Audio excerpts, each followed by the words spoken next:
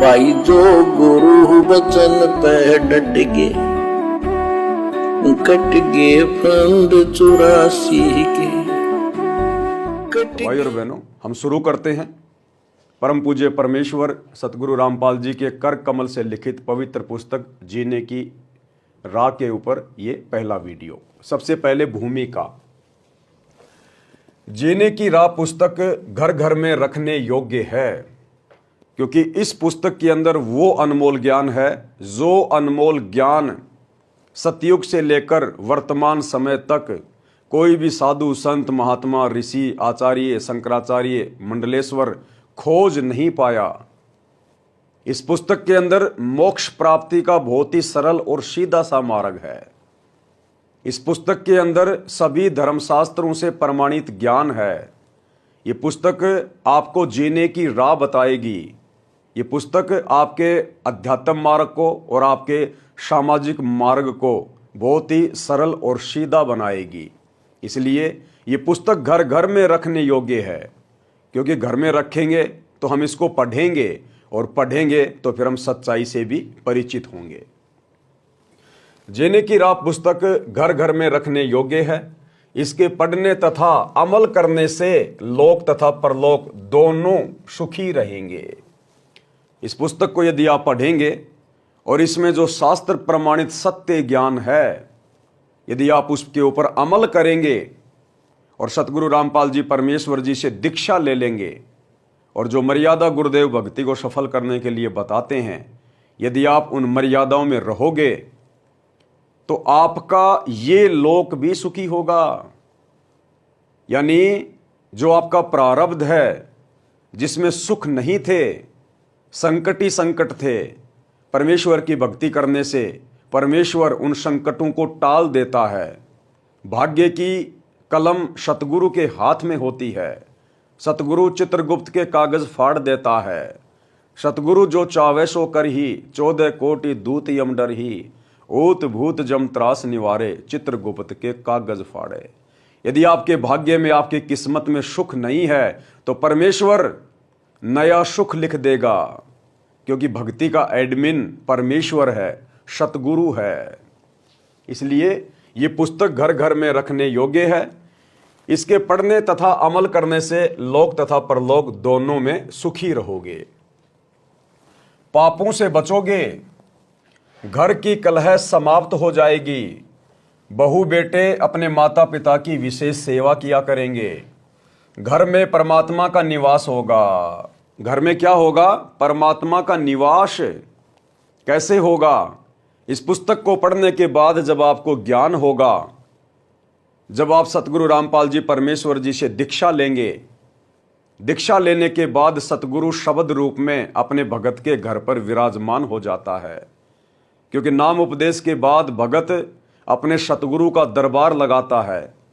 उस दरबार में एकमात्र अपने सतगुरुदेव भगवान की ही फोटो रखता है और उसके बाद वो सतगुरु के प्रत्येक वचन पर अमल करता है, सत भक्ति मंत्रों का जाप करता है, सतगुरु के बताए अनुसार 5 यज्ञ करता है, दान धर्म करता है, जिसके प्रतिफल में सतगुरु भगत के ठाट बाट कर देता है, भगत के भाग्य को चेंज कर देता है और सतगुरु यानी परमेश्वर उस घर में शब्द रूप में विराजमान हो जाता है। भूत प्रेत पितर भैरव बेताल जैसी बुरी आत्माएं उस परिवार के आसपास नहीं आएंगी। जिस प्रकार जिस घर में बहुत ज्यादा मच्छर होते हैं, यदि उस घर में उस कमरे में ऑल आउट लगा दी जाए तो मच्छर उस घर में नहीं टिक पाते हैं। उस ऑल आउट के प्रभाव से मजबूरन मच्छरों को वहां से भागना पड़ता है। इसी प्रकार सतगुरु यानी परमेश्वर भक्ति की ऑल आउट है और ये जितनी भी जो बुरी शक्तियां हैं, भैरव भूत बेताल, ये मच्छर की भांति हैं सतगुरु के आगे। और सतगुरु की शक्ति के आगे, उनके भगत की शक्ति के आगे ये मच्छर, ये भैरव भूत बेताल, ये बुरी शक्तियां उस घर के आसपास भी नहीं फटकती हैं और भगत सुखी हो जाता है। भूत प्रेत पितर भैरव बेताल जैसी बुरी आत्माएं उस परिवार के आसपास नहीं आएंगी। देवता उस भगत परिवार की सुरक्षा करते हैं।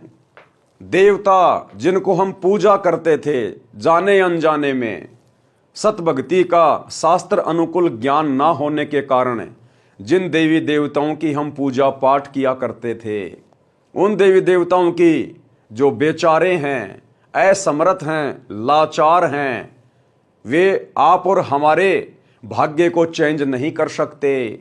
यदि हमारे भाग्य में दुख है तो देवता उसे चेंज नहीं कर सकते, ब्रह्मा विष्णु महेश भी उसे नहीं बदल सकते। और जो 33 करोड़ देवी देवता लंकापति रावण की कैद में पड़े हुए थे, भला वे असमर्थ देवी देवता कैसे आप और हमारे भाग्य को बदल सकते हैं। तो भाई और बहनों, परमेश्वर की भक्ति से भगत का जीवन ही बदल जाएगा। और उसके बाद ये देवी देवता आप और हमारे घर के बाहर पहरा देंगे, पहरा एज ए सिक्योरिटी गार्ड, क्योंकि हमारा संपर्क देवलोक की सबसे समर्थ शक्ति से हो जाता है। देवों के देव महादेव केवल एक ही हैं, कबीर परमेश्वर, जो वर्तमान में सतगुरु रामपाल जी के रूप में धरती पर प्रकट हैं, आप और हमारा जीवन सुखमय बनाने के लिए, इस लोक को और परलोक को सुखमय बनाने के लिए। जिस प्रकार किसी व्यक्ति का संपर्क यदि राज्य के मुख्यमंत्री से हो जाए तो उसके बाद उस राज्य का जो बड़े से बड़ा पुलिस अधिकारी है वो उस व्यक्ति की सिक्योरिटी में रहता है, सिक्योरिटी में, क्योंकि उस व्यक्ति का संपर्क राज्य के मुख्यमंत्री से है।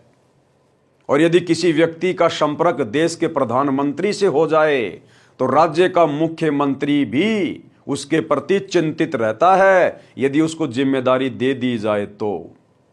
ठीक इसी प्रकार जब हम जीव आत्माओं का संपर्क सृष्टि की सबसे बड़ी शक्ति सतगुरुदेव भगवान से हो जाता है, कबीर परमात्मा से हो जाता है, तो सतगुरु से नीचे की जितनी भी शक्तियां हैं, ब्रह्मा विष्णु महेश 33 करोड़ देवी देवता, ये सब सतगुरु की आत्मा की सिक्योरिटी में आ जाते हैं।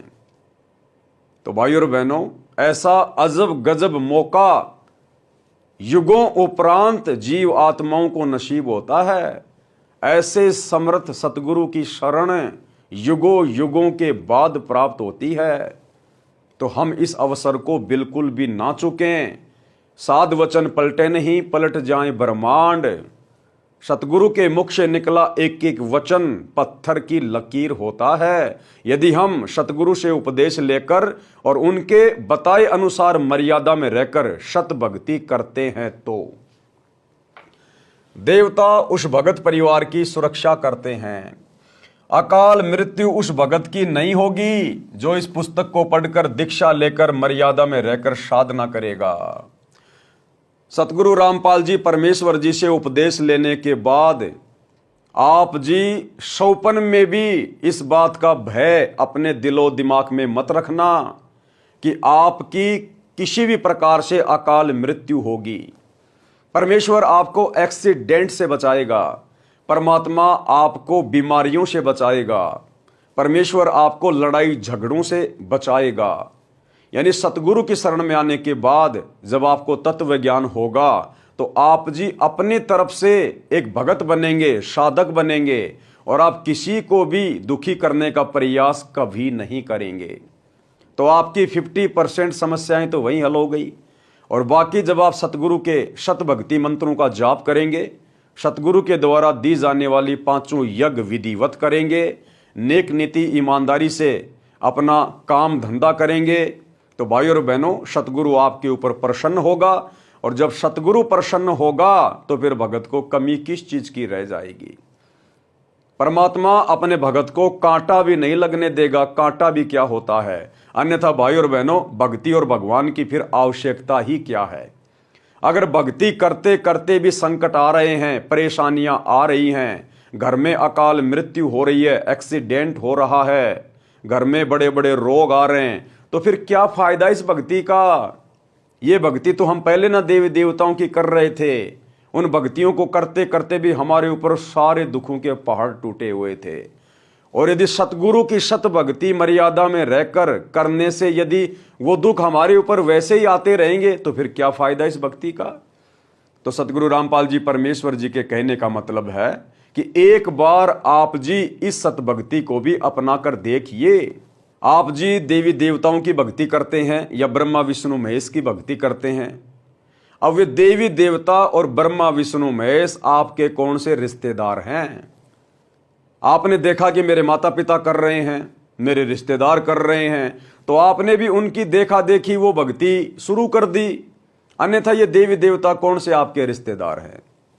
और यदि उन देवी देवताओं से लाखों गुना ज्यादा लाभ, सुख परिवार में, काम धंधे में, शरीर में यदि सतगुरु रामपाल जी परमेश्वर जी की भक्ति दे रही है, तो फिर इस भक्ति को अपनाने में भला हमें क्या संकोच है? हम एक बार इस भक्ति को भी तो शुरू करके देखें, क्योंकि हमें तो सुख चाहिए, हमें परमात्मा चाहिए, हमें मोक्ष चाहिए, हमें जन्म मरण से मुक्ति चाहिए। और ये सर्व सुख यदि सतगुरु रामपाल जी परमेश्वर जी देने की गारंटी दे रहे हैं, तो भाई और बहनों फिर हमने इस भक्ति को शुरू करने में जो गुरु बचन पे डट गे, कट गे फंद 84 के, कट गे फंद 84 के, कट गे फंद 84 के।